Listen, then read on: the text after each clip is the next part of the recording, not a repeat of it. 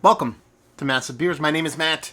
We do the beer stuff here, and um, yeah, today's gonna be a beer review, but it's gonna be a long form conversation about some pretty crazy stuff at the same time. So if you're one of those people that gets irritated at the videos going quite a bit longer, today's not for you. But I implore you to stick around, especially if you're interested in beer and how things function in the old state of New Jersey. Because we're gonna be drinking this called Sign to Bill Phil.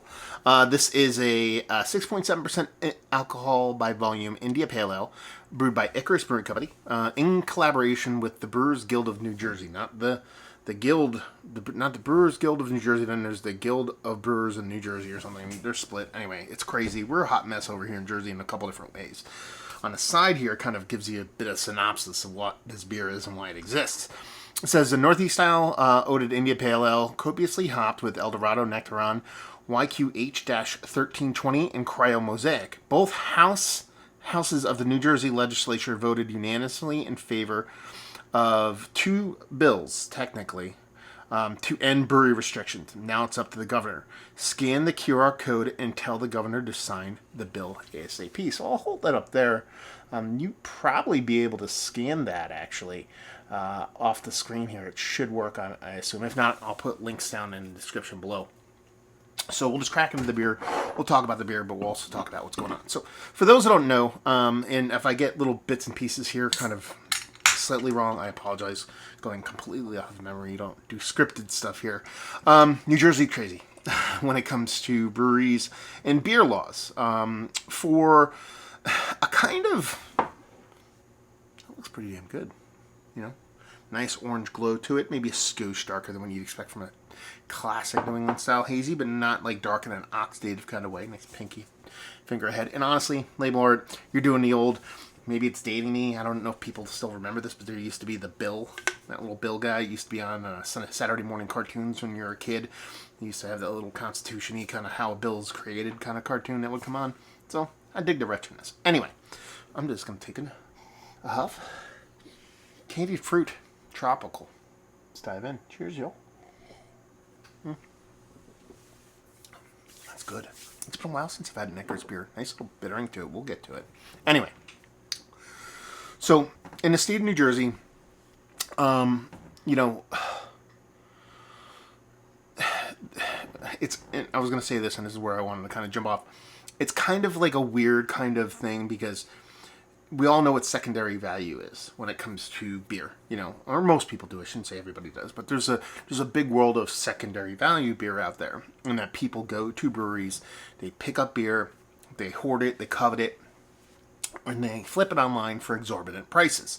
It's kind of been a thing for beer for a very, very long time, and it just keeps getting more and more prominent with a lot of more people getting into beer, getting into good beer. Once you get into the super rare stouts, lambic, all that kind of stuff, there's Facebook groups dedicated to secondary value. So, with that in mind, that gives you the kind of primer about what's going on here in New Jersey when it comes to beer, more specifically breweries, distilleries, and cideries. So, there's more than two different kind of licenses in the state of New Jersey when it comes to selling alcoholic beverages. But the two main ones, and there's subdivisions, and there's more specifics to them. If you want to read about it, like I said, it's, Google that, scan that code. I'll put all that information down below. So there's basically like a classic, like, liquor license for businesses, the restaurants, places like that sell food, liquor, mixed drinks, all that kind of stuff. And then there's your kind of brewery, cider, distillery kind of license. Both of them aren't at their core much different as far as cost or anything like that at the government level. But when the state of New Jersey, they restrict the amount of liquor licenses throughout the whole state. So there's only a finite amount of liquor licenses available. This has been going on for a very long time. It pretty much goes back to the days of Prohibition. And what that basically ends up happening or ends up setting up in the state of New Jersey is the liquor license end up having a aftermarket secondary value. So like there's 6,000 or change liquor licenses. They're already in existence. there's none for the government to really give out, so they can't sell it to you to the price that they would sell it at. I think it's like 10 grand, 15 grand, or something like that. If you were brought from the government, if I'm wrong there, I apologize, but it's not exorbitant. So they're owned by individuals, and they're sold on the secondary market, just like beer, and this is where we're kind of touching on there, for crazy prices. I think the average is actually right around $500,000, give or take, but there's been one sold for $350,000. There's one's been sold for over $1 million. Just the liquor license itself, the ability to sell liquor. And that is where this kind of beer and the whole kind of issue with way breweries are running in the state of New Jersey kind of lies. Because what happens is you have your breweries, and I'm going to say breweries from now on, I'm not going to say distilleries and cideries and all that stuff. It's a beer review channel. Breweries, the license costs, whatever, $6,000, give or take, to open a brewery. And what happened is all these people that have these secondary value liquor licenses that paid, $500,000 to $1 million for them go, wait a minute. So you have to remember that breweries are during the teens, 2010 to 2020, the amount of breweries in New Jersey went from like 5 to like 100. And at the same time, bars just started to lose popularity. So bars, restaurants, they didn't really get as busy. So all these people that had all this money invested in their liquor license that they carry like almost like a it's like a hand-me-down. It's like somebody's, they'll give it to the kids one day, and that's their legacy for their children, to have this kind of coin, this thing that is worth so much, all this money that was contrived because it was a secondary market thing that should have never happened in that way. Anyway, they started to see all these breweries pop and being like, this place is packed. They're making all their ingredients, like they're making all their beverages, stuff like that. So there's the overhead the brewery overhead is big, obviously, but they're making money, they're busy, people are going there, hanging out, doing all that stuff, and it cost them $6,000 to do this, and I had to pay an exorbitant amount of money. That's bullshit. So all these restaurants and the powers that be that I'm looking for without being too offensive. The mafia of the people that kind of keep that group afloat. The Restaurateurs Association of New Jersey, the Liquor License Association, people that basically lobby and help those people out. We're like, you gotta slap restrictions on these people, man. You can't let them do whatever they want, because that's not unfair for them to spend $6,000 and I had to spend $1 million. So they contrived all these laws in the state of New Jersey years ago to basically hamstring breweries. Hamstring in the sense that there's for a while there, that was they couldn't really even sell beer out of the tap room. They couldn't sort of have any kind of food whatsoever. They couldn't have TVs on the wall. They could have TV menus, but they couldn't show live sporting events, anything like that. It was highly just against the rules. The governing body of alcohol Bureau, what is it? Alcohol AB. It's called ABC. I forget what it actually stands for, but it's like Alcohol Bureau of Control or something like that. Is basically the governing body of all that. They basically slapped all these kind of addendums or restrictions on breweries that basically they had to give somebody a tour if they've never been there before. You had to give them an actual tour of their facility. They can only have up to this amount to drink. At one point, I think there was no takeaway from a brewery. They couldn't have any kind of events like gatherings, birthday parties. Couldn't serve food there. Couldn't actually even bring food into the brewery. A whole bunch of stuff going on, just basically at the whim of the people who own liquor licenses, asking their legislative representatives to basically hamstring breweries. And honestly, breweries not even fought through it. They just acquiesced to it, and they're just like, hey, this is what we do. You know what I mean? Like, I guess we have to deal with this shit. This is how it is. So, let's fast forward. COVID happens. They actually lift a lot of these restrictions. Sips of beer are important. At this point, it's just like everybody needs to be able to do whatever the hell they can do. And there was they started to allow breweries to do home delivery and then do a bunch of stuff. And there's stuff that changed prior to that. And the law is kind of fluid and changes a little bit. But those those elements that were still kind of hamstringing breweries, the events, all that kind of things. Even, obviously I'm not going to hold events during COVID. I'm not going to have people in there. But all this stuff kind of gets a little bit kind of blurry, especially during COVID times. Now that we start to emerge on the other side of long COVID, because COVID's not over, for those who don't actually know. But, time, immunity, vaccines work, all that kind of fun stuff. People are back in the breweries, all that kind of stuff. And basically, we start to circle back. The legislative bodies start to circle back and be like, now we need to reenact all these restrictions that we had. And it wasn't so much that it was like take an inch, take a mile kind of thing from breweries, but it was more like, come on, man, like, we actually made it through this craziness. This is inherently unfair to begin with. We have to be able to do something. You have to be able to let us do something about this. There's got to be a way for you to help us. All we want to do is just exist. We don't want to open a 5-star restaurant, in our brewery. We just want to be able to have people to have food, and, if people want to have a birthday party there, if we want to have a band, if we want to show the game on the weekends, that kind of stuff. Please just let us do these things. And it was kind of like the governor, and that's who this beer is named after, Governor Phil Murphy. It was kind of like, everyman kind of guy. It portrays that. It was, likes, digs beer, loves all this kind of stuff. Just like, didn't necessarily come out and say it, but it was just like, well, can't really do anything unless, we go through the legal processes of what's going on. So the breweries in New Jersey said, okay, let's do it. And basically over the past year, they have basically done something that I think is absolutely incredibly impossible to do in today's political world. They got this, what is it called again? I actually have it open because I don't want to mess it up too much to where people get super angry at me. Even though the cusp and the idea of what I'm trying to say is correct. It's basically the two main legislative bodies of New Jersey. So it's the Senate and the Assembly. Think about House and Senate. Think about it that way. They brought these bills, these addendums up to try to be like, okay, we'll go through the legal process. We'll have both of these entities kind of vote on loosening these restrictions of us being able to have events, have food, have trivia night. You know what I mean? Like the rules that were like the rules that were in place were absolutely insane. Well, the rules that are in place are absolutely insane. You know what I mean? Like it wasn't like you can't have music, you can't have amplified sound. Do you know what I mean? Like you can have somebody singing with an acoustic guitar screaming over everybody. That you could do.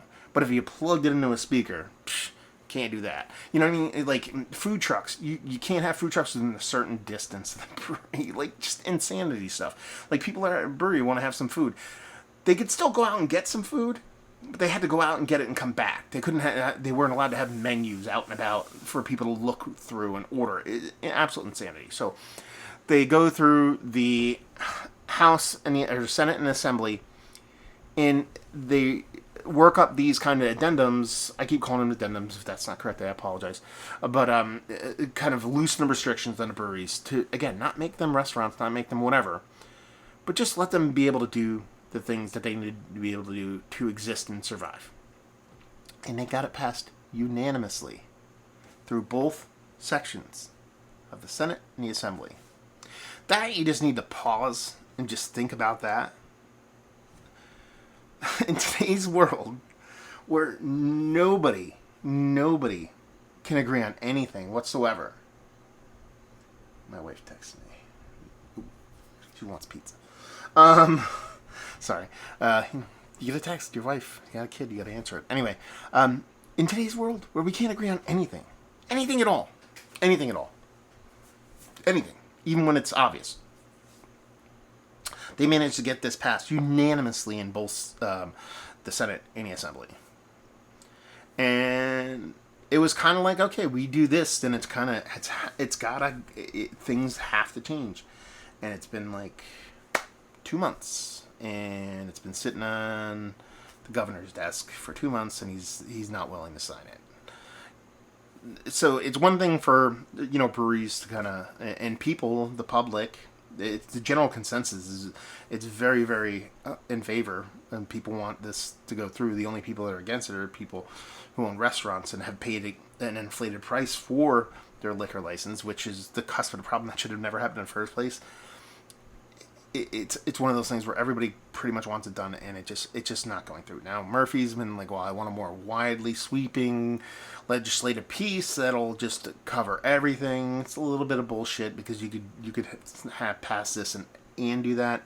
And it's just one of those things where it's like, this beer, it's big candied fruits, sweet with a little bit of touch of bittering, a little bit of green grass like bittering on it. Nice beer. This is not essentially a beer review. We'll wrap up this conversation as a more long form talking point than an actual beer review. I just wanted this to be a backdrop for the conversation. And that it's just one of those things where it's absolutely bonkers insane. Now, if we could press the pause button and just walk it back a little bit and actually talk about the other side of the coin, which is if you are one of those people that paid $1 million, whatever, for your liquor license, that's real money you paid for it. It shouldn't have been done that way. It never should have been like people bought liquor licenses, didn't even open restaurants just to have them in their pockets so they could sell them in that secondary market. Again, secondary market is evil, people. Anyway,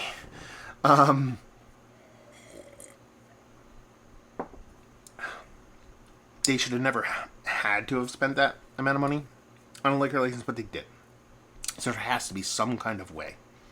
There has to be some kind of way to appease that side of the coin, while at the same time letting breweries exist in a more fair and equal world.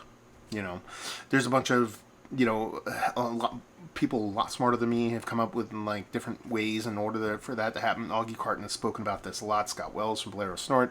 It's been a lot of like there has maybe the people that pay that much, they get a tax rebate for a certain amount of years to cover the cost that they paid for it until everything equalizes, all that kind of stuff. Now, but that's the thing. That conversation needs to be had also, but this conversation needs to be had for breweries to exist, needs to be had for breweries to be able to function as just a normal business. Like, it's like one thing for, there to be government regulation when it comes to, like, we don't want you to kill people. Okay. Yeah.